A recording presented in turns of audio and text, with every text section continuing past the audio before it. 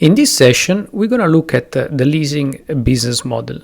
Many might give it for granted, but I believe it's very important to understand the dynamics behind the leasing business model, because leasing can actually work as an amplifier of the business. It can help really a business amplify the distribution and sell much more of a product, while on the other side enable more consumers to join in.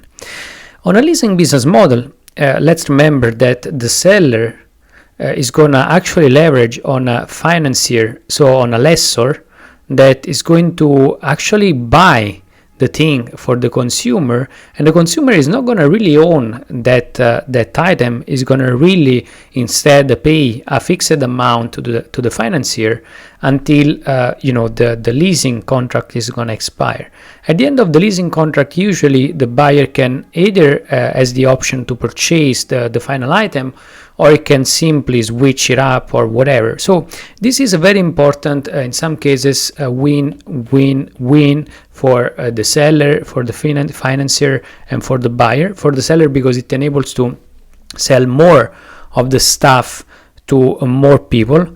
To the financier, because it enables it to make money on let's say the borrowed capital to the buyer, and the buyer because it can buy stuff that otherwise the buyer cannot afford. This is an interesting again business model, because also when you look at the perspective of the lessor, let's do a very simple example. Let's think of the example of the iPhone. Now the iPhone, when it first launched, was a very expensive product. And if you think about it, it would have been very hard to make it available to the whole consumer market in the US, for instance, because it was very expensive. So what did Apple do? Apple went through the financier, which in this case was not a financial institution, but are the mobile carriers. So are the companies that offer phone plans to users, to subsidize the phone to buyers, so that in exchange they can get the phone for a fixed monthly cost together with the plan. So the mobile carrier on one side, thinking of the example of Apple, is actually selling more of its own plans by subsidizing the product, which is the iPhone.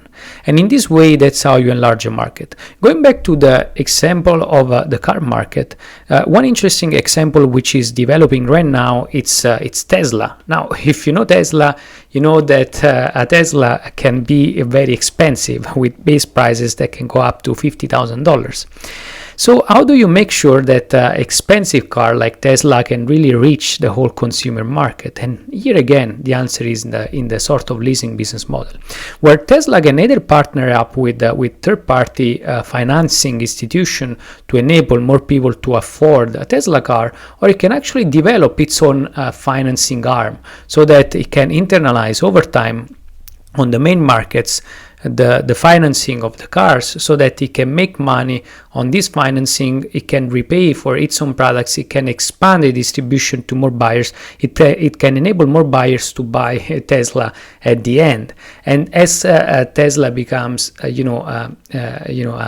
let's say a product which is widely successful on the marketplace, and as the price of electric vehicles goes down, it becomes possible also to lower down a bit the prices, or even with high prices, to make the market sustainable at a very wide scale. So that's why it's very interesting to look at this model, because this can be the model that will help a company like Tesla to scale up in the future and enable more buyers to buy a very expensive car.